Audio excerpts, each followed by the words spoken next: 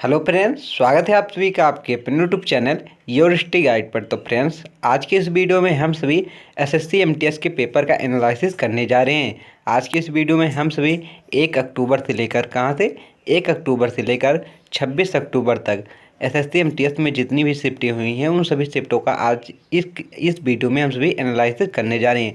जो लोग पेपर देकर आए हैं अपना क्वेश्चन यहाँ पर मैच कर सकते हैं, और जो लोग अभी नहीं दिए हैं वो वीडियो ज़रूर देखें, क्योंकि दोस्तों बार बार क्वेश्चन रिपीट हो रहा है।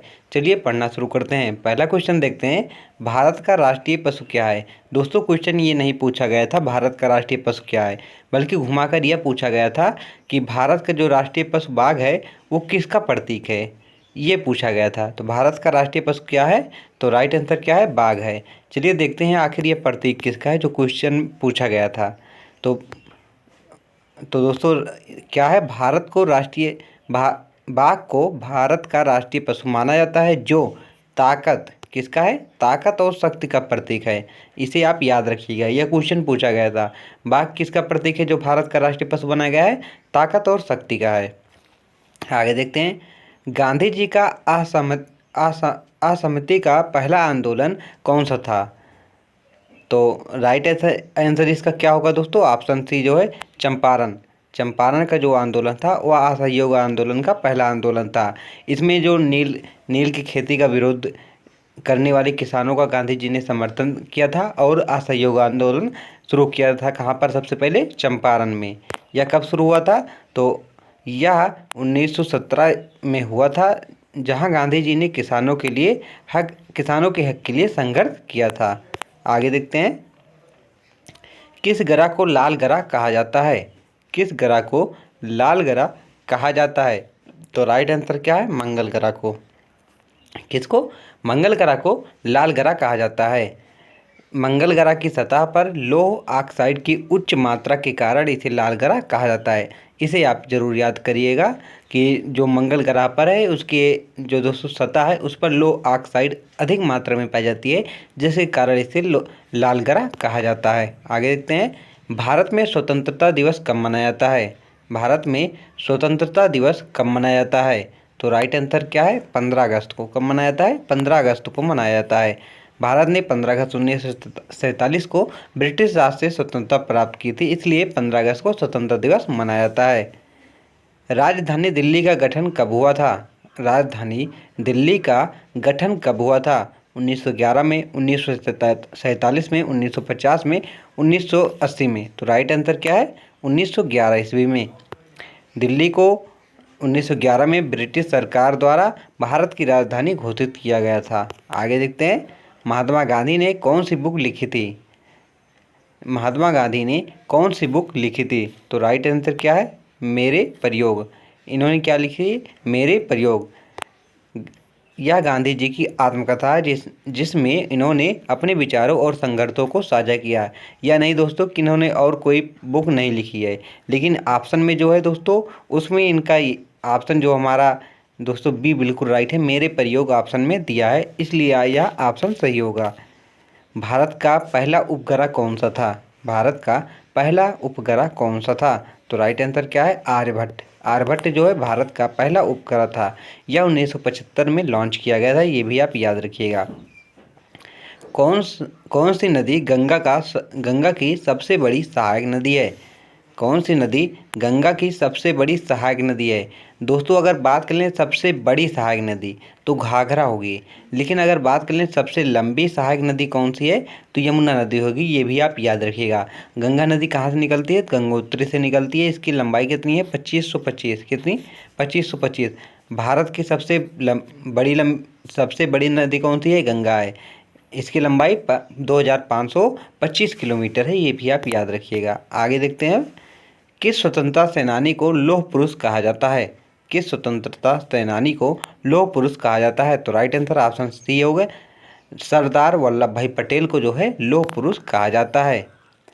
सरदार पटेल को उनके मजबूत नेतृत्व के कारण ही लौह पुरुष कहा जाता है। आगे देखते हैं, संविधान के अनुसार भारत का राष्ट्रीय गीत क्या है। संविधान के अनुसार भारत का राष्ट्रीय गीत क्या है, तो राइट आंसर क्या है, वंदे मातरम। वंदे मातरम जो है भारत का राष्ट्रीय गीत है। अगर बात करें राष्ट्रगान कौन सा है, तो जन गण मन जो है ये भारत का राष्ट्रीय गान है। किसने लिखा? रविन्द्रनाथ टैगोर जी ने। इसे किसने? बंकिम चंद्र चट्टोपाध्याय जी ने इसे लिखा था। वंदे मातरम को भारत का राष्ट्रीय गीत माना जाता है, जो बंकिम चंद्र चट्टोपाध्याय द्वारा लिखा गया था। पहला हमारा क्वेश्चन है कि भारत की सबसे लंबी नदी कौन सी है? भारत की सबसे लंबी नदी कौन सी है? तो राइट आंसर क्या है? गंगा। गंगा नदी जो है भारत की सबसे लंबी नदी है। गंगा नदी भारत की सबसे लंबी नदी है, जो हिमालय से निकलकर बंगाल की खाड़ी में गिरती है। यह नदी भारतीय संस्कृति और धर्म में बहुत महत्वपूर्ण है। अगर बात कर लें कि गंगा की लंबाई कितनी है, तो 2525 मतलब 25 किलोमीटर इसकी लंबाई है। कितना? 2525 किलोमीटर गंगा की लंबाई है। कहाँ से निकलती है? गंगोत्री से निकलती है। आगे देखते हैं, कौन सा पर्वत श्रृंखला भारत और तिब्बत के बीच स्थित है? कौन सा पर्वत श्रृंखला भारत और तिब्बत के बीच स्थित है? तो राइट आंसर क्या है? हिमालय। हिमालय जो है भारत और तिब्बत के बीच स्थित पर्वत श्रृंखला है। हिमालय पर्वत श्रृंखला भारत और तिब्बत के बीच स्थित है। और इसे विश्व की सबसे ऊंची पर्वत श्रृंखला माना जाता है, जिसमें माउंट एवरेस्ट भी शामिल है। अगर बात कर लें कि विश्व की सबसे ऊंची पर्वत श्रृंखला किसकी है, तो हिमालय की है। वह श्रृंखला का नाम क्या है? तो माउंट एवरेस्ट है, जिसकी ऊंचाई कितनी है? 8,848 मीटर। भारत का सबसे बड़ा राज्य कौन सा है? क्षेत्रफल की दृष्टि से बात हो रहा है। भारत का सबसे बड़ा राज्य कौन सा है? तो राइट आंसर क्या है? राजस्थान। और अगर बात करें जनसंख्या की दृष्टि से भारत का सबसे बड़ा राज्य कौन सा है, तो उत्तर प्रदेश। राजस्थान क्षेत्रफल के हिसाब से भारत का सबसे बड़ा राज्य है। इसकी भौगोलिक स्थिति और सांस्कृतिक धरोहर इसे विशेष बनाती हैं। आगे देखते हैं, कौन सा देश सूर्य का उगता हुआ देश कहलाता है? कौन सा देश सूर्य का उगता हुआ देश कहलाता है? तो राइट आंसर क्या है? जापान। जापान को उगते हुए सूर्य का देश भी कहा जाता है। जापान को उगता हुआ सूर्य का देश कहा जाता है, क्योंकि इसका नाम निप्पन या निहोन का अर्थ सूर्य का स्रोत होता है। चलिए आगे देखते हैं, जापान का नाम दोस्तों निप्पन से पड़ा है, जिसका अर्थ क्या होता है? सूर्य होता है, इसलिए इसे उगते हुए सूर्य का देश भी कहा जाता है। कौन सा महासागर पृथ्वी का सबसे बड़ा महासागर है? कौन सा महासागर पृथ्वी का सबसे बड़ा महासागर है? तो प्रशांत महासागर जो है दोस्तों, ये पृथ्वी का सबसे बड़ा महासागर है। प्रशांत महासागर पृथ्वी का सबसे बड़ा महासागर है, जो लगभग 63 मिलियन वर्ग मील मतलब 165 मिलियन वर्ग किलोमीटर क्षेत्र को कवर करता है। यह कई द्वीपों और देशों को शामिल भी करता है। अगर बात कर लें कि सबसे गहरी गर्त किस महासागर की है, तो प्रशांत महासागर की। कौन सी है? तो मैरियाना गर्त जो है दोस्तों, वो प्रशांत महासागर में पाई जाती है, जो सबसे गहरी गर्त है। आगे देखते हैं, भारत का पहला स्वतंत्रता संग्राम कब हुआ था? भारत का पहला स्वतंत्रता संग्राम कब हुआ था? तो 1850 ईस्वी में भारत का पहला स्वतंत्रता संग्राम हुआ था। 1857 का स्वतंत्रता संग्राम, जिसे सिपाही विद्रोह भी कहा जाता है, भारतीय इतिहास में ब्रिटिश शासन के खिलाफ पहला संगठित विद्रोह था। यह विद्रोह देश के विभिन्न हिस्सों में फैला हुआ था। आगे देखते हैं, महात्मा गांधी ने दांडी मार्च यात्रा कब शुरू की थी? तो राइट आंसर क्या है? 1930 ईस्वी में। महात्मा गांधी ने 12 मार्च 1930 को दांडी मार्च किया, जो नमक कानून का विद्रोह करने के लिए किया गया था। यह आंदोलन भारतीय स्वतंत्रता संग्राम का एक महत्वपूर्ण हिस्सा है। आगे देखते हैं, किस मुगल सम्राट ने जिंदगी का सच्चा सुख पर जोर दिया? किस मुगल सम्राट ने जिंदगी का सच्चा सुख पर जोर दिया? तो राइट आंसर क्या है? अकबर। अकबर महान ने दिया था। अकबर ने अपनी नीतियों और धार्मिक सहिष्णुता को बढ़ावा दिया और जिंदगी का सच्चा सुख का अर्थ समझाया, जिसमें सभी धर्मों का सम्मान करना शामिल था। आगे देखते हैं, वह कौन सा आंदोलन स्वराज्य का नारा लेकर आया? कौन सा आंदोलन जो है स्वराज्य का नारा लेकर आया? तो राइट आंसर क्या क्या है?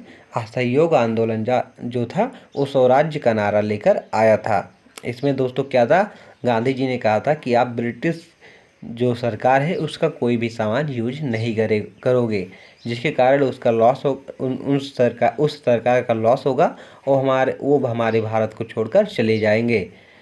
असहयोग आंदोलन 1920 ईस्वी में महात्मा गांधी द्वारा शुरू किया गया था, जिसमें भारतीयों से ब्रिटिश शासन के खिलाफ जो है दोस्तों वही बताए जो कोई भी सामान उनका नहीं यूज करना है, यही आंदोलन में था, जिसके कारण उनका जब यहाँ पर कोई प्रॉफिट ही नहीं होगा तो ब्रिटिश जो थे दोस्तों वो भारत छोड़कर चले जाएंगे, यही इसमें कहा गया था। आगे देखते हैं, भारत का विभाजन कब हुआ?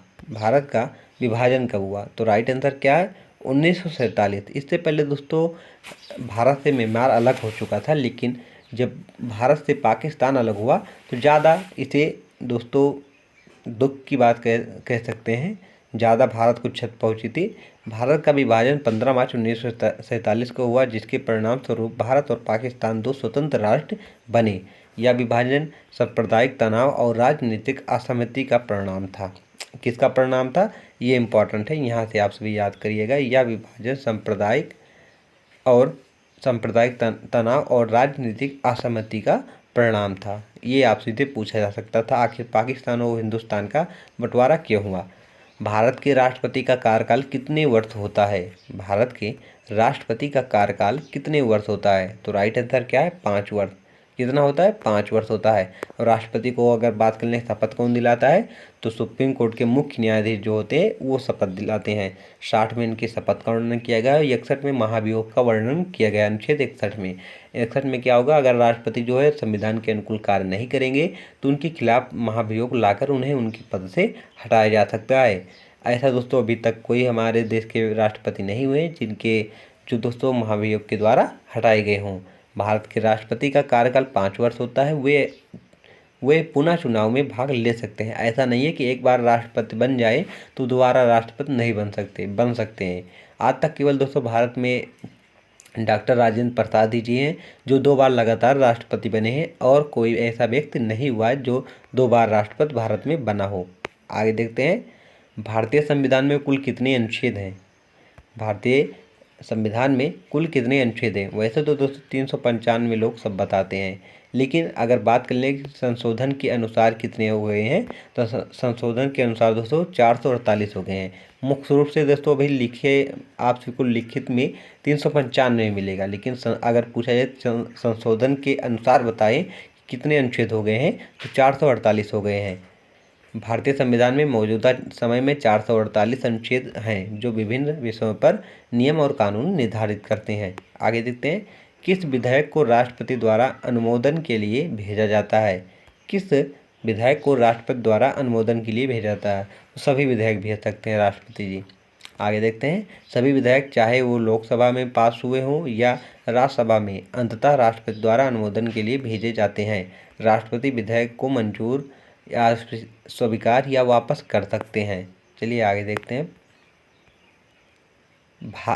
भारत में राज्यों के पुनर्गठन का पहला आयोग कौन सा था? तो राइट आंसर क्या है? सज्जन आयोग। कौन सा? सज्जन आयोग था। सज्जन आयोग जिसे 1953 में स्थापित किया गया राज्यों के पुनर्गठन की सिफारिश के लिए। इसका मुख्य उद्देश्य भाषाई आधार पर राज्यों का पुनर्गठन था। चलिए आगे देखते हैं, भारत के किस अनुच्छेद के तहत आपातकाल घोषित किया जाता है? भारत में किस अनुच्छेद के तहत आपातकाल घोषित किया जाता है? तो राइट आंसर क्या है? अनुच्छेद 352। 352 के तहत भारत में आपातकाल घोषित किया जाता है।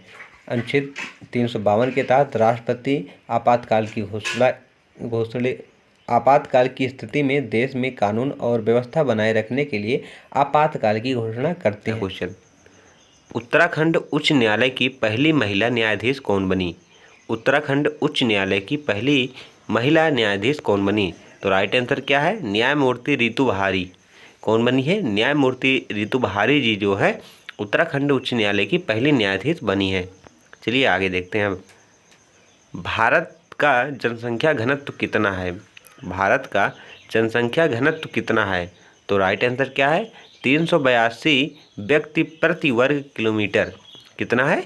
382 व्यक्ति प्रति वर्ग मीटर जो है भारत का एक घनत्व है, जनसंख्या घनत्व है।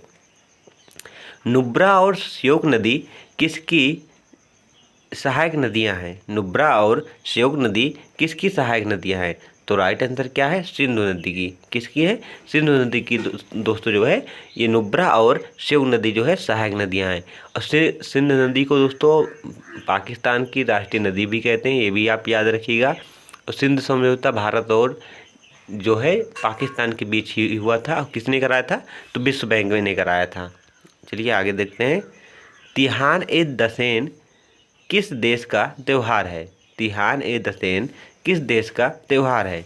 तो राइट आंसर इसका क्या है? नेपाल। किस देश का है? नेपाल देश का तिहान ए दसेन जो है यह त्यौहार है। अगर बात कर ले दोस्तों लोसर त्यौहार कहाँ पर मनाया जाता है, जो आप सभी के एसएससी एमटीएस में पूछा भी गया था, तो ये लद्दाख में मनाया जाता है, ये भी आप याद रखिएगा। आगे देखते हैं। तक्षशिला की खुदाई की पुरातत्वविद किससे संबंधित हैं? तक्षशिला की खुदाई किस पुरातत्वविद से संबंधित है, ये आपसे से पूछा जा रहा है। तक्षशिला की खुदाई हुई है वो किस पुरातत्वविद से संबंधित है, ये आपसे से क्वेश्चन पूछा गया था। तो इसका राइट आंसर क्या है? Sir John Marshall. किसके नेतृत्व में खुदाई गई थी? सर जॉन मार्शल की। अगर बात कर लें सिंधु घाटी सभ्यता में सबसे पहला खोजा गया स्थल कौन सा था? तो हड़प्पा था। इसी कारण ही दोस्तों सिंधु घाटी सभ्यता का नाम हड़प्पा सभ्यता भी पड़ा है, ये भी आप याद रखें। आगे देखते हैं। सिकंदर ने पंजाब पर कब्जा कब किया और उसकी मृत्यु कब हुई थी? ये आपसे से पूछा गया था। तो राइट आंसर इसका क्या है? सिकंदर ने पंजाब पर 326 ईस्वी में कब्जा किया। पंजाब में दोस्तों इसे कब्जा करने से पहले जो है इन्होंने जो है तक्षशिला गए थे। तक्षशिला पर वहाँ अंबी कुमार ने आत्मसमर्पण कर दिया और सहयोगी बनने की बात रखी, जिसके कारण सिकंदर ने उनको सहयोगी बना लिया। उसके बाद इन्होंने पंजाब पर हमला किया। वहाँ के राजा जो पोरस थे उनके साथ इनकी युद्ध हुई, और जिसमें दोस्तों पोरस की हार हुई, लेकिन उन्होंने इनकी सेना को बहुत नुकसान पहुंचाया, जिसके कारण इनकी सेना जो है भयभीत हो गई और मगध जाने से मना कर दिया। और ये जो है दोस्तों 1 साल कुछ महीने भारत में रुके थे। उसके बाद ये भारत से वापस जाने लगे। वापस जाने के क्रम में 10 जून 323 BC में इनकी मृत्यु हो गई। कब हुई थी? 10 जून 323 BC में इनकी मृत्यु हुई। और उन्होंने पंजाब का कब्जा कब किया? तो 326 BC में इन्होंने कब्जा किया था। आगे देखते हैं। अब कौन सी चीज़ क्रोमोसोम को रंगीन करती है? कौन सी चीज़ क्रोमोसोम को रंगीन करती है? तो राइट आंसर क्या है? क्रोमेटिन। क्रोमेटिन जो है दोस्तों वो क्रोमोसोम को रंगीन करती है। आगे देखते हैं। प्राकृतिक भूकंप पृथ्वी के किस परत में आते हैं? प्राकृतिक भूकंप जो है पृथ्वी के किस परत में आते हैं? तो राइट आंसर क्या है? स्थल मंडल में। कहाँ पर आते हैं? स्थल मंडल में आते हैं। आगे देखते हैं। नृत्य के लिए जुगनू किसकी आत्मकथा है? नृत्य के लिए जुगनू मोस्ट इंपॉर्टेंट क्वेश्चन है। नृत्य के लिए जुगनू किसकी आत्मकथा है? तो राइट आंसर क्या है? यामिनी कृष्ण मूर्ति की है। किसकी है? यामिनी कृष्ण मूर्ति की है। आगे देखते हैं। सबसे ज़्यादा बार महिला T20 वर्ल्ड कप किस देश ने जीता? सबसे ज़्यादा बार महिला T20 वर्ल्ड कप किसने जीता? तो राइट आंसर क्या है? ऑस्ट्रेलिया ने। किसने जीता है? ऑस्ट्रेलिया ने जीता है। आगे देखते हैं। जे थॉम्सन के परमाणु मॉडल का नाम क्या है? जे थॉम्सन के परमाणु मॉडल का नाम क्या है? तो राइट आंसर क्या है? तरबूज का मॉडल। जे थॉम्सन ने कौन सा मॉडल दिया था? तरबूज का मॉडल दिया था। आगे देखते हैं। किस इतिहासकार ने रजिया सुल्तान के बारे में लिखा? किस इतिहासकार ने रजिया सुल्तान के बारे में लिखा? तो राइट आंसर क्या है? मिहान ए सिराज जो है इन्होंने रजिया सुल्तान के बारे में लिखा। चलिए आगे देखते हैं। अब बथुकम्मा त्यौहार भारत के किस राज्य में मनाया जाता है? बथुकम्मा त्यौहार भारत के किस राज्य में मनाया जाता है? तो राइट आंसर क्या है? तेलंगाना। किस राज्य में? तेलंगाना राज्य में मनाया जाता है। इसके बारे में कुछ और जान लेते हैं। बथुकम्मा त्यौहार एक पुष्पों का त्यौहार है जो मुख्य रूप से तेलंगाना और आंध्र प्रदेश के कुछ हिस्सों में मनाया जाता है। बथुकम्मा त्यौहार कहाँ कहाँ पर मनाया जाता है? तो आंध्र प्रदेश में और तेलंगाना के कुछ हिस्सों में मनाया जाता है। चलिए आगे देखते हैं अब। अलरमेल वल्ली का संबंध भारत के किस शास्त्रीय नृत्य से है? किसका दोस्तों? अलरमेल वल्ली का संबंध भारत के किस शास्त्रीय नृत्य से है? तो राइट आंसर क्या है? भारतनाट्यम। किस शास्त्रीय नृत्य से? भारतनाट्यम से है। आगे देखते हैं। राष्ट्रीय तकनीकी अनुसंधान का अध्यक्ष किसे बनाया गया है? राष्ट्रीय तकनीकी अनुसंधान का अध्यक्ष किसे बनाया गया है? तो राइट आंसर क्या है? अरुण सिन्हा को। किसे? अरुण सिन्हा जी को जो है राष्ट्रीय तकनीकी अनुसंधान का अध्यक्ष बनाया गया है। आगे देखते हैं।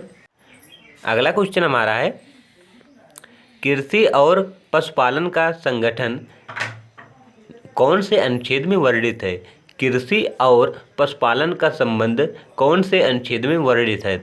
अनुच्छेद 48। किस में है दोस्तों? अनुच्छेद 48।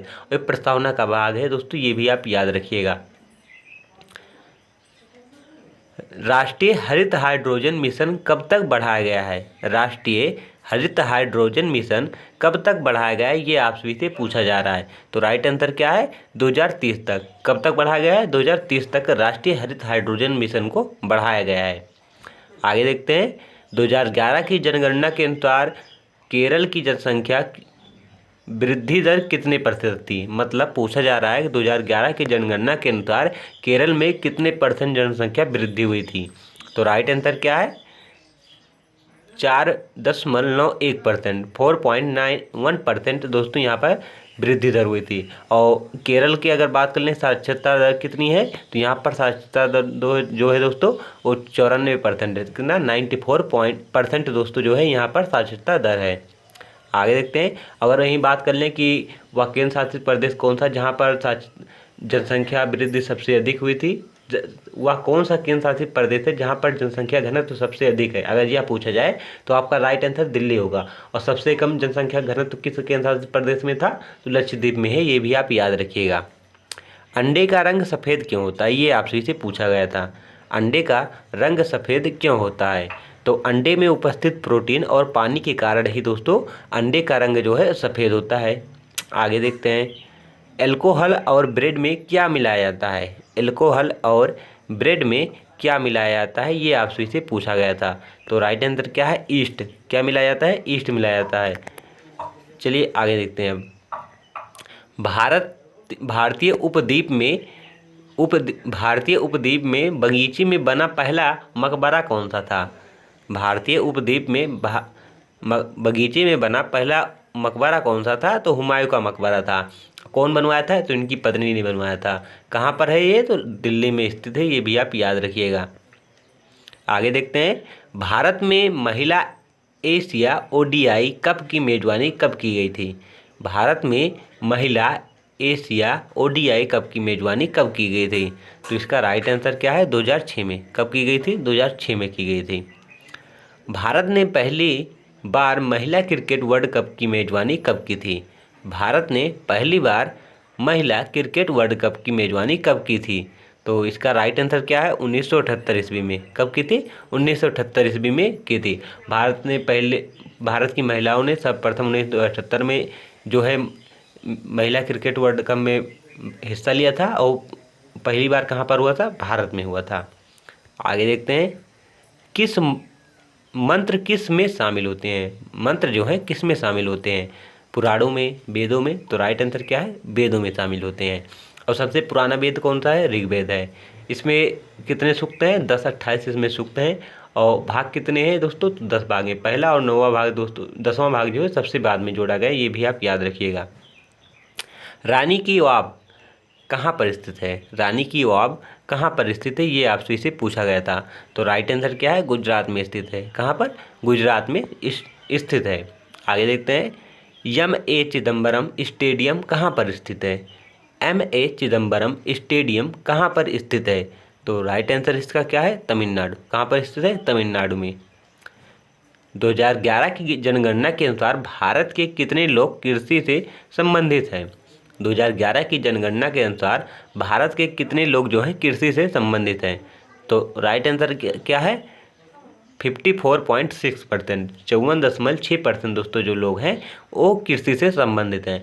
और सबसे ज़्यादा रोजगार देने वाला क्षेत्र कौन सा है? तो यही क्षेत्र है। इकोनॉमिक्स में आज भी पढ़े होंगे, 3 क्षेत्र बताया जाता है, प्राथमिक, द्वितीयक, तृतीयक। प्राथमिक क्षेत्र में दोस्तों कृषि से संबंधित कार्य होता है, और द्वितीयक क्षेत्र में जो है पुनर्निर्माण का काम होता है। जैसे कृषि से कोई वस्तु बनती है तो उसका मशीनीकरण करके दोस्तों दूसरे रूप में बदल दिया जाता है। और तृतीय क्षेत्र में क्या होता है? तृतीय क्षेत्र में सेवाएं प्रदान की जाती है, जैसे डॉक्टर जो सेवाएं देते हैं, बस से आप जो जाते हैं वो सेवाएं, होटल जो है सेवाएं हैं, वो तृतीय क्षेत्र में आते हैं। चलिए आगे देखते हैं अब। निम्नलिखित में से किस अनुच्छेद के तहत संपत्ति के अधिकार को कानूनी अधिकार बनाया गया? निम्नलिखित में से किस अनुच्छेद के तहत संपत्ति के अधिकार को कानूनी अधिकार बनाया गया? तो राइट आंसर क्या है? अनुच्छेद 300A। अनुच्छेद 301 के तहत दोस्तों जो है संपत्ति के अधिकार को कानूनी अधिकार बनाया गया। अगर बात कर ले कौन सा संविधान संशोधन था, तो 86वां संविधान संशोधन 1986 के द्वारा, सॉरी दोस्तों, 44 कौन सा संविधान संशोधन था? 44वां संविधान संशोधन 1986 के द्वारा दोस्तों जो संपत्ति के अधिकार है इसे कानूनी अधिकार बनाया गया है और अनुच्छेद 300A में इसे रखा गया है। चलिए आगे देखते हैं। सूर्य पृथ्वी से कितना दूर है? सूर्य पृथ्वी से लगभग कितनी दूरी पर स्थित है? ये आप सभी का क्वेश्चन है। तो राइट आंसर क्या है? 15 मिलियन। कितना? 15 मिलियन लगभग सूर्य पृथ्वी से दूर है। आगे देखते हैं। भारत के सबसे दक्षिणी सिरे का क्या नाम है? भारत के सबसे दक्षिणी सिरे का क्या नाम है? तो राइट आंसर क्या है? इंदिरा पॉइंट, जो दोस्तों अंडमान निकोबार द्वीप समूह में स्थित है। वहीं पर दोस्तों ये जो है इंदिरा पॉइंट पाई जाती है। अगर बात कर लें कि सबसे भारत के मूल भूमि में भारत का सबसे दक्षिणी बिंदु कौन सा है? तो कन्याकुमारी है। सबसे उत्तरी कौन सा है? इंदिरा कॉल है। ये भी आप याद रखिएगा। चलिए आगे देखते हैं। अब भारत में श्वेत क्रांति को और किस नाम से जाना जाता है? भारत में श्वेत क्रांति को और किस नाम से जाना जाता है? तो राइट आंसर क्या है? Operation flood. किस नाम से? ऑपरेशन फ्लड के नाम से जाना जाता है। आगे देखते हैं। सतलुज नदी घाट में सिंचाई के लिए और विद्युत उत्पादन के लिए कौन सी परियोजनाएं बनाई गई? सतलुज नदी घाट में सिंचाई के लिए और विद्युत उत्पादन के लिए कौन सी योजना बनाई गई थी? ये आपसे से पूछा गया था। तो राइट आंसर क्या है? भाखड़ा नागल परियोजना चलाई गई थी। आगे देखते हैं। सिलिकॉन डाइऑक्साइड का सामान्य नाम क्या है? सिलिकॉन डाइऑक्साइड का सामान्य नाम क्या है? तो राइट आंसर क्या है? क्वार्टज। क्या है? क्वार्टज कहते हैं इसे। आगे अगला तो क्वेश्चन। हरिशंकर चौरसिया का संबंध किस वाद्य यंत्र से है? हरिशंकर चौरसिया का संबंध किस वाद्य यंत्र से है? ये आपसे से पूछा गया था। तो राइट आंसर क्या है? ये बांसुरी वादक है। एक प्रसिद्ध क्या है? बांसुरी वादक है। आगे देखते हैं। हाल ही में किस टीम ने वर्ल्ड टेस्ट चैंपियनशिप 2023 का खिताब जीता? हाल ही में किस टीम ने वर्ल्ड टेस्ट चैंपियनशिप 2023 का खिताब जीता? तो राइट आंसर क्या है? ऑस्ट्रेलिया ने। किसे हराया था? तो बड़े दुख के साथ बताना पड़ रहा है, भारत इसमें हारा था। जीता कौन था? तो दोस्तों ऑस्ट्रेलिया जीता था। अब वहीं बात कर लेगा T20 वर्ल्ड कप जो 2024 का हुआ है, इसे किसने जीता है? तो भारत ने जीता है। ये भी आप याद रखिएगा। और अगर WPL की बात कर लें, IPL जो WPL वाला हुआ था दोस्तों, महिला वर्ल्ड कप हुआ था IPL वाला, उसमें कौन सी टीम जीती थी? तो RCB जीती थी। ये भी आप याद रखिएगा। आगे देखते हैं। किस अनुच्छेद के तहत सर्वोच्च न्यायालय एक अभिलेख न्यायालय होता है? मतलब यह पूछा गया था आप सभी से कि किस अनुच्छेद के तहत जो सर्वोच्च न्यायालय है, सुप्रीम कोर्ट है, वह एक अभिलेख न्यायालय है। इसका वर्णन किस अनुच्छेद में किया गया है? तो अनुच्छेद दोस्तों 129 में किया गया है। किसमें? अनुच्छेद 129 में यह बताया गया है कि सुप्रीम कोर्ट एक अभिलेख न्यायालय है। अगर बात कर लें सुप्रीम कोर्ट जो है, इसका वर्णन कितने से कितने अनुच्छेद में किया गया है? तो अनुच्छेद 124 से लेकर, कहाँ से? 124 से लेकर 147 तक दोस्तों जो है सुप्रीम कोर्ट का वर्णन किया गया है। इतने में दोस्तों सुप्रीम कोर्ट का वर्णन है। जन्म कहाँ हुआ था? कुमार गंधर्व का जन्म कहाँ हुआ था? तो पंडित कुमार गंधर्व का जन्म 8 अप्रैल 1924 को कर्नाटक के बेलगांव के पास सेलभावी गांव में हुआ था। उनका मूल नाम सिद्धरमैया कोमकाली था। ये भी आप याद रखिएगा दोस्तों। जहाँ तक आप सभी के जो ऑप्शन थे कर्नाटक ही रहा होगा कि कुमार गंधर्व का जन्म कहाँ हुआ था? कर्नाटक में हुआ था। यही आप सभी का आंसर रहेगा। लेकिन अगर और डीप दोस्तों पूछ लिया जाए तो आप सभी इसे भी याद रखिएगा कि कर्नाटक के बेलगांव के पास सेलभावी गांव में हुआ था। कहाँ पर हुआ था? सेलभावी गांव में। अगर यह पूछा है कुमार गंधर्व का जन्म किस गांव में हुआ था तो सेलभावी गांव में हुआ था। पूछ सकता है दोस्तों, एग्जामिनर कुछ पता नहीं कितना डीप पूछ ले। यहाँ पर क्वेश्चन पूछा गया था संविधान का। संविधान के अनुच्छेद 157 का संबंध किससे है? संविधान के अनुच्छेद 157 का संबंध किससे है? तो राज्यपाल की नियुक्ति किससे है? राज्यपाल की नियुक्ति से है। कौन करता है? राष्ट्रपति जी राज्यपाल की नियुक्ति करते हैं। 152 में इनकी पद का वर्णन 152 में इनकी पद का वर्णन किया गया है। 153 में बताया गया कि राज्यों के लिए एक राज्यपाल होंगे। चलिए आगे देखते हैं। अब यहाँ पर अगला क्वेश्चन हमारा 2011 के जनगणना के अनुसार सबसे कम बाल लिंगानुपात किस राज्य में है? 2011 के जनगणना के अनुसार सबसे कम बाल लिंगानुपात किस राज्य में है? तो राइट आंसर क्या है? हरियाणा में है दोस्तों। आगे देखते हैं। पट्टी पक्षी अभ्यारण्य किस राज्य में है? पट्टी पक्षी अभ्यारण्य किस राज्य में है? ये आपसे से पूछा गया था। तो भारत के लक्षद्वीप में है। लक्षद्वीप दोस्तों भारत का केंद्र शासित प्रदेश है। ये भी आप याद रखिए। और सबसे छोटा केंद्र शासित प्रदेश जो है वो लक्षद्वीप ही है। आगे देखते हैं। बाल विवाह कब समाप्त हुआ था? बाल विवाह कब समाप्त हुआ था? ये आपसे से पूछा जा रहा था। तो 1929 ईस्वी में। कब हुआ था? 1929 ईस्वी में बाल विवाह समाप्त हुआ था। कथकली किस राज्य का शास्त्रीय नृत्य है? कथकली किस राज्य का शास्त्रीय नृत्य है? तो केरल का है। कहाँ का है? केरल का। दोस्तों शास्त्रीय नृत्य से हर शिफ्ट में क्वेश्चन पूछा ही जा रहा है। एक या दो क्वेश्चन शास्त्रीय नृत्य से आ ही रहे हैं। इसलिए चलिए आप सभी को बता देते हैं आखिर किस राज्य का कौन सा शास्त्रीय नृत्य है। टोटल शास्त्रीय नृत्यों की संख्या कितनी है? तो टोटल शास्त्रीय नृत्यों की संख्या 8 है। चलिए देखते हैं अब कौन कौन से राज्य में कौन कौन सा शास्त्रीय नृत्य मनाया जाता है। पहला देख लीजिए भारतनाट्यम। भारतनाट्यम किस राज्य का शास्त्रीय नृत्य है? तमिलनाडु का है। कहाँ का है? तमिलनाडु का।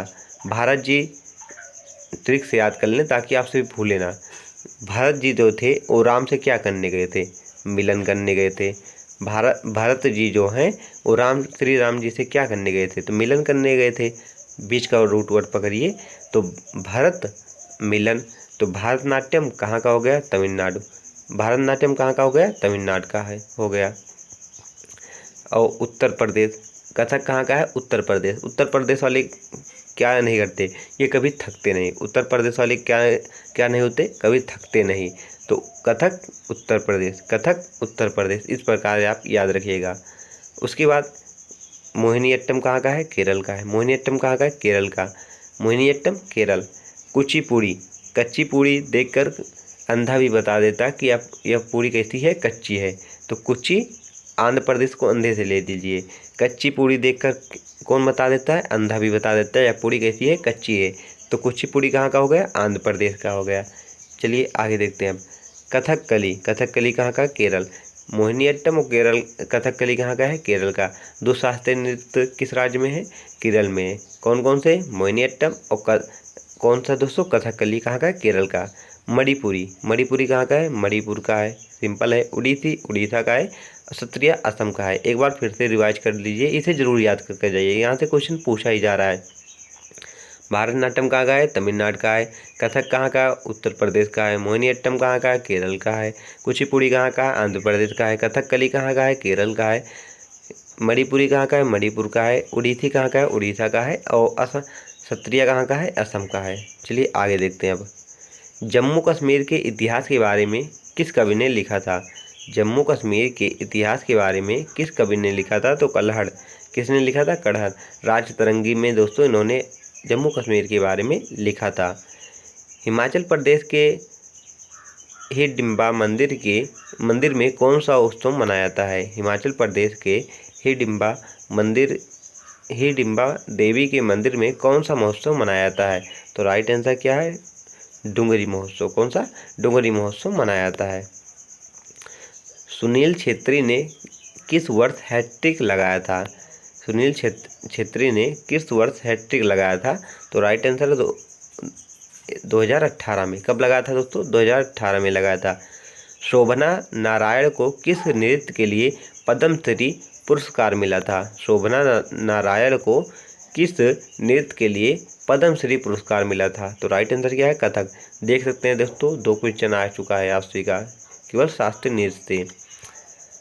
यूरिया का निर्माण किससे होता है? यूरिया का निर्माण किससे करते हैं या किससे होता है? तो किससे करते हैं दोस्तों? तो इसका राइट आंसर क्या होगा?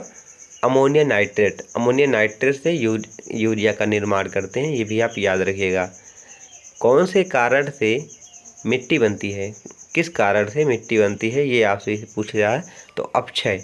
अपक्षय के कारण से दोस्तों मिट्टी का निर्माण होता है। आगे देखते हैं। किस स्थिति में नए स्पेसीज का निर्माण होता है? किस स्थिति में नए स्पेसीज का निर्माण होता है? तो नए स्पीशीज का जन्म दोस्तों 2 तरह से हो सकता है। एक, जनन कोशिकाओं के डीएनए में महत्वपूर्ण परिवर्तन जब होता है तभी दोस्तों नए स्पीशीज का निर्माण होता है, ये भी आप याद रखिएगा। स्मार्ट सिटी योजना को कब तक बढ़ाया गया? स्मार्ट सिटी योजना को कब तक बढ़ाया गया है, ये आपसे से पूछा जा रहा है। तो इस बार दोस्तों स्मार्ट सिटी योजना जो है इसे बढ़ाकर 31 मार्च 2025 तक कर दिया गया है। कब तक? 31 मार्च 2025 तक स्मार्ट सिटी योजना को बढ़ाकर कर दिया गया है। चलिए आगे देखते हैं। पेंडा किस एग्रीकल्चर से संबंधित है? पेंडा किस एग्रीकल्चर से संबंधित है, ये आपसे इसे पूछा जा रहा है। तो स्थानांतरण कृषि से। किससे? स्थानांतरण कृषि से दोस्तों संबंधित है। भारत में कृषि के इस आदिम रूप को मध्य प्रदेश में बेबर या दहिया, आंध्र प्रदेश में पोंडू या पेंडा, उड़ीसा में पमादवी या कोमन या सीधा कहा जाता है। जो पेंडा है दोस्तों, या आपसे इसे इस प्रकार भी पूछा जा सकता है कि जो बेबर या दहिया किस एग्रीकल्चर से संबंधित है, तब भी आप सभी का राइट आंसर क्या होगा? स्थानांतरण होगा, क्योंकि इन्हें दोस्तों अलग अलग राज्यों में अलग अलग नामों से जाना जाता है, ये भी आप याद रखिएगा। चलिए आगे देखते हैं अब। अर्थशास्त्र की रचना किसके शासनकाल में हुई थी? अर्थशास्त्र की रचना किसके शासनकाल में हुई थी? तो चंद्रगुप्त मौर्य के। किसके? चंद्रगुप्त मौर्य के शासनकाल में हुई थी। पहले सिविल सर्विस एग्ज़ाम कहाँ हुआ था? पहला सिविल सर्विस एग्ज़ाम कहाँ पर हुआ था? अगर बात करें पहला सिविल सर्विस एग्ज़ाम कहाँ पर हुआ था, तो लंदन में हुआ था। अगर भारत में बात करें पहला सिविल सर्विस एग्ज़ाम कहाँ पर हुआ था, तो इलाहाबाद में हुआ था। कहाँ पर? इलाहाबाद में। अगर पूरे वर्ल्ड में पूछें तो लंदन में सबसे पहले हुआ था, लेकिन भारत में पूछें तो इलाहाबाद में होगा। और यहाँ भी दोस्तों आप ध्यान दीजिएगा कि अर्थशास्त्र की रचना किसके शासनकाल में हुई, ये आप सभी से पूछा जा रहा है, ना कि आप सभी से पूछा जा रहा था किसने की। अगर किसके शासनकाल में हुई? चंद्रगुप्त मौर्य के। और अगर बात करें किसने की, तो चाणक्य जी ने की थी। किसने? चाणक्य ने की थी। चाणक्य कौन थे? चंद्रगुप्त मौर्य के गुरु थे, ये भी आप याद रखिएगा। सौरभ गांगुली ने किस मैदान में अपनी टी शर्ट उतारकर लहराई थी? सौरभ गांगुली ने किस मैदान में अपनी टी शर्ट उतारकर लहराई थी? तो राइट आंसर इसका क्या हुआ? लंदन स्थित लॉर्ड्स मैदान के बालकोनी में इन्होंने लहराई थी। चलिए आगे देखते हैं अब। हॉर्नबिल महोत्सव भारत के किस राज्य में मनाया जाता है? हॉर्नबिल महोत्सव भारत के किस राज्य में मनाया जाता है? तो इसका राइट आंसर क्या है? नागालैंड। नागालैंड राज्य में मनाया जाता है। लोसर कहाँ पर मनाया जाता है? तो लद्दाख में मनाया जाता है, ये भी आप याद रखिएगा। इनमें से कौन सी पुस्तक अरविंद अडिगा के द्वारा लिखी गई? तो इन्होंने दोस्तों कई पुस्तक लिखी है, लेकिन यहाँ पर इम्पोर्टेंट 2 मैंने ली है। सिलेक्शन डे और the kite runner Arvind Adiga ji की प्रमुख जो है पुस्तक है। चलिए आगे देखते हैं अब। एपीजे अब्दुल कलाम 2023 अवार्ड किसे मिला? तो इसे 3 लोगों को मिला है। पहला मादली पी मथीसाई जी को मिला है, दूसरा है यश शौर्या जी को, और तीसरा है यू दारा नीराज को। कौन कौन? मादली दी मथीसाई जी, यश शौर्या हैं और यू दारा नीराज जी हैं। आगे देखते हैं। APJ Abdul Kalam 2023 life time achievement award किसे मिला है? तो तो इसका राइट आंसर क्या है? टीके रंगराजन जी को। किसे? टीके रंगराजन जी को APJ Abdul Kalam 2023 life time achievement award मिला है। आगे देखते हैं, ब्राह्मणी लिपि को सबसे पहले किसने पढ़ा? ब्राह्मणी लिपि को सबसे पहले किसने पढ़ा? तो इसका राइट आंसर क्या है? जेम्स प्रिंसप ने। किसने? जेम्स प्रिंसप ने ब्राह्मणी लिपि को सबसे पहले पढ़ा। कब पढ़ा था? 1837 ईस्वी में। ब्राह्मणी लिपि का प्रयोग किसमें किया गया था? तो अशोक ने जो शिलालेख दोस्तों बनवाए थे उसमें ब्राह्मणी लिपि का और खरष्टु लिपि का प्रयोग किया गया था। सबसे पहले ब्राह्मणी लिपि को किसने पढ़ा था? तो जेम्स प्रिंसप ने 1837 ईस्वी में पढ़ा था।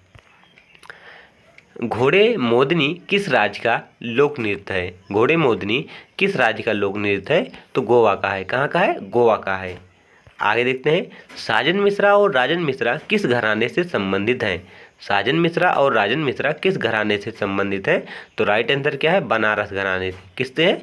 बनारस घराने से संबंधित हैं। पीएम स्वनिधि योजना किस मंत्रालय के अंतर्गत आता है?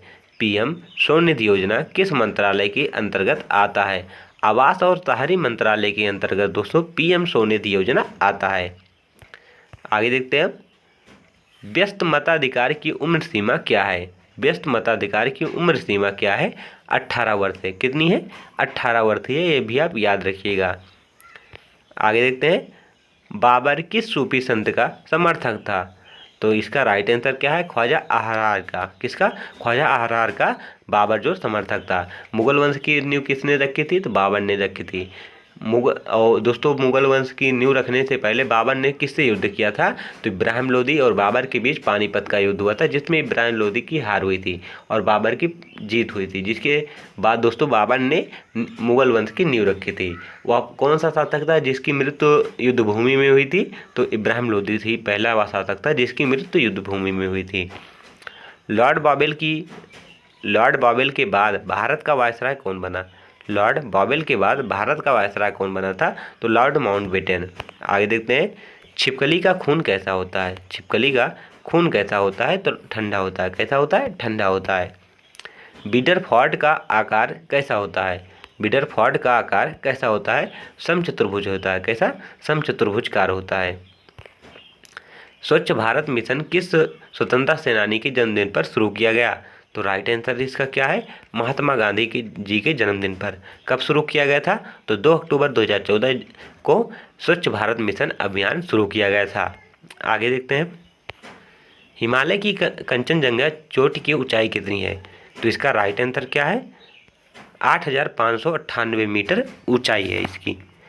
आगे देखते हैं, अगला हमारा क्वेश्चन है दोस्तों, यहाँ पर पूछा जा रहा है भारत के प्रमुख बंदरगाह कितने हैं? भारत के प्रमुख बंदरगाह कितने हैं? तो 13 हैं। लोथर बंदरगाह कहाँ पर स्थित है? तो गुजरात में स्थित है। सिंधु घाटी में बंदरगाह कहाँ से मिले थे? गुजरात से मिले थे। कौन सा? तो लोथर बंदरगाह था। ये भी आप याद रखिएगा। कि प्रसिद्ध हिंदी उपन्यास तमस किसने लिखा था? तो भीम साहनी जी ने। किसने? भीम साहनी जी ने लिखा था। भारतनाट्यम शास्त्रीय नृत्य के गुरु कौन माने जाते हैं? तो रुक्मणी जी जो है इन्हें भारतनाट्यम शास्त्रीय नृत्य का गुरु माना जाता है। शास्त्रीय नृत्यों की संख्या 8 है। भारतनाट्यम शास्त्रीय नृत्य किस राज्य का है? तो तमिलनाडु का है। ये भी आप याद रखिएगा। आगे देखते हैं, 1 तारीख 1 घंटा 1 साथ अभियान किसके जन्मदिन पर चलाया गया? 1 तारीख 1 घंटा 1 साथ अभियान किसके जन्मदिन पर चलाया गया? तो महात्मा गांधी जी की। किसके? महात्मा गांधी जी के जन्मदिन पर चलाया गया। कब चलाया गया था? 2023 ईस्वी में इसे शुरू किया गया था। भारतीय क्रिकेट के पहले कप्तान कौन थे? भारतीय क्रिकेट के पहले कप्तान कौन थे? तो सीके नायडू जी। सीके नायडू जी जो थे भारतीय क्रिकेट के पहले कप्तान थे। इन्हीं के नाम पर दोस्तों सीके नायडू ट्रॉफी भारतीय क्रिकेट के क्षेत्र में दिया जाता है। और वहीं बात कर लें कि अगर आज़ाद भारत के पहले टेस्ट मैच के कप्तान कौन थे? तो लाला अमरनाथ जी थे। कौन? लाला अमरनाथ जो थे वो आज़ाद भारत के पहले टेस्ट मैच के कप्तान बने थे। आगे देखते हैं, 2011 की जनगणना के अनुसार सबसे ज़्यादा हिंदू किस राज्य में थे? यहाँ पर पूछा जा रहा है कि 2011 की जनगणना के अनुसार सबसे ज़्यादा हिंदू किस राज्य में थे? तो राइट आंसर क्या है? हिमाचल प्रदेश। हिमाचल प्रदेश राज्य में थे। मौर्य वंश के पतन के बाद किस वंश का उदय हुआ था? मौर्य वंश के पतन के बाद किस वंश का उदय हुआ था? तो शुंग वंश का। किसका? शुंग वंश का उदय हुआ था। दोस्तों जो मौर्य वंश के अंतिम राजा थे बृहदत्त, उनका सेनापति पुष्यमित्र शुंग था, जिसने धोखे से अपने राजा की हत्या कर शुंग वंश की स्थापना की थी। चलिए आगे देखते हैं अब। गीत गोविंद के लेखक कौन है? गीत गोविंद के लेखक कौन है? जयदेव। कौन थे? जयदेव जी हैं। भारत में जनगणना अधिनियम कब आया था? भारत में जनगणना अधिनियम कब आया था? तो 1948 ईस्वी में भारत में जनगणना अधिनियम आया था। पहली जनगणना कब हुई थी? तो मियो ने कराई थी। कब कराई थी? मियो ने 1872 ईस्वी में पहली जनगणना कराई थी। पहली नियमित जनगणना कब हुई थी? तो 1881 ईस्वी में। किसने कराया था? रिपन ने कराया था। ये भी आप याद रखिएगा। चलिए आगे देखते हैं अब। किस कोशिकांग का अपना खुद का डीएनए होता है? किस कोशिकांग का अपना खुद का डीएनए होता है? तो माइटोकॉन्ड्रिया और प्लास्टिक का अपना खुद का डीएनए और राइबोसोम दोनों होता है। ये भी आप याद रखिए। माइटोकॉन्ड्रिया को दोस्तों सूत्रकणिका भी कहते हैं और माइटोकॉन्ड्रिया भी कहते हैं। ये भी आप याद रखिएगा। इनमें खुद का डीएनए और राइबोसोम दोनों पाया जाता है। राइबोसोम को दोस्तों प्रोटीन की फैक्ट्री भी कहते हैं। इसे भी आप याद रखिएगा। अनुसूचित जनजाति का उल्लेख किस अनुच्छेद में है? अनुसूचित जनजाति का उल्लेख किस अनुच्छेद में है? तो अनुच्छेद 366-24 और अनुच्छेद 366-25 में अनुसूचित जनजाति के गठन का वर्णन किया गया है और इनका पहचान और निर्धारण कैसे किया जाएगा, ये भारतीय अनुच्छेद 341 और 342 में इसे बताया गया है। किस अनुच्छेद के तहत सांसदों को लोकसभा में बोलने का अधिकार प्राप्त है? किस अनुच्छेद के तहत सांसदों को लोकसभा में बोलने का अधिकार प्राप्त है? तो अनुच्छेद दोस्तों 87(1) के तहत। लोकसभा का वर्णन भारतीय अनुच्छेद में किस अनुच्छेद में किया गया है? तो लोकसभा में दोस्तों जो है 81 में लोकसभा का वर्णन किया गया है। आगे देखते हैं। किस कोशिकांग का अपना खुद का डीएनए होता है? तो राइट आंसर इसका क्या है? माइटोकॉन्ड्रिया और प्लास्टिक का। तो फ्रेंड्स, आप सभी को वीडियो कैसा लगा कमेंट बॉक्स में जरूर बताइएगा। Thank for watching this video. Hello friends, स्वागत है आप सभी का आपके अपने YouTube channel your history guide पर। तो फ्रेंड्स, आज की इस वीडियो में हम सभी एसएससी एमटीएस का जो 17 अक्टूबर को पेपर हुआ है, सभी शिफ्टों का दोस्तों एनालिसिस करने जा रहे हैं। फर्स्ट शिफ्ट हो, सेकंड शिफ्ट या थर्ड शिफ्ट, सभी शिफ्टों का दोस्तों जीके जीएस का यहाँ पर एनालिसिस करने जा रहे हैं। अगर आप सभी ने पेपर देकर आया है अभी, तो आप सभी यहाँ पर अपना क्वेश्चन मैच कर सकते हैं। अगर आप सभी ने भी पेपर नहीं दिया है तो आप सभी के लिए वीडियो मोस्ट इंपॉर्टेंट है, क्योंकि बार बार क्वेश्चन रिपीट हो रहे हैं। चलिए पढ़ना शुरू करते हैं। पहला क्वेश्चन देखते हैं। हमारा पहला क्वेश्चन आज का है, बिलाटा लोक नृत्य का संबंध किस राज्य से है? बिलाटा लोक नृत्य का संबंध किस राज्य से है? तो राइट आंसर क्या है इसका? कर्नाटक। कर्नाटक राज्य से इसका संबंध है। आगे देखते हैं। सचिन तेंदुलकर ने अपनी 100वीं शतक किसके खिलाफ लगाया था? सचिन तेंदुलकर ने अपनी 100वीं शतक किसके खिलाफ लगाया था? तो राइट आंसर इसका क्या है? बांग्लादेश। बांग्लादेश के खिलाफ लगाया था। चलिए आगे देखते हैं।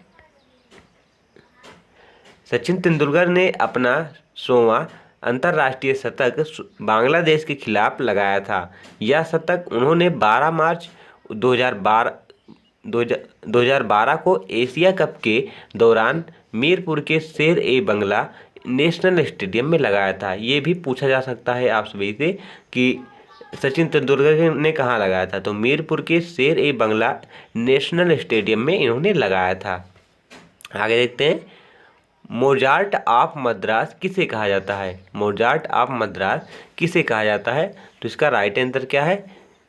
AR रहमान को। किसे? AR रहमान को मोजार्ट ऑफ मद्रास कहा जाता है। आगे देखते हैं। मौलिक अधिकार के उप समिति के अध्यक्ष कौन थे? मौलिक अधिकार के उप समिति के अध्यक्ष कौन थे? तो JB कृपलानी जी। कौन थे? JB कृपलानी जो थे दोस्तों, वो मौलिक अधिकार के उप समिति के अध्यक्ष थे। प्रारूप समिति के अध्यक्ष कौन थे? तो डॉक्टर भीमराव अंबेडकर जी। और संविधान सभा के अस्थायी अध्यक्ष कौन थे? डॉक्टर राजेंद्र प्रसाद। उपाध्यक्ष कौन, पहले अस्थायी अध्यक्ष कौन बने थे? डॉक्टर सच्चिदानंद सिन्हा। ये भी आप याद रखिएगा। चलिए आगे देखते हैं। अगला क्वेश्चन हमारा है, इनसैट का फुल फॉर्म क्या होता है? इनसैट का फुल फॉर्म क्या होता है? इजी क्वेश्चन था। तो इंडियन नेशनल सैटेलाइट सिस्टम होता है। क्या? इंडियन नेशनल सैटेलाइट सिस्टम होता है इनसैट का फुल फॉर्म। 2011 की जनगणना के अनुसार सबसे अधिक जनसंख्या वाला दूसरा केंद्र शासित प्रदेश कौन था? 2011 की जनगणना के अनुसार सबसे अधिक जनसंख्या वाला दूसरा केंद्र शासित प्रदेश कौन था? तो इसका राइट आंसर क्या है? चंडीगढ़।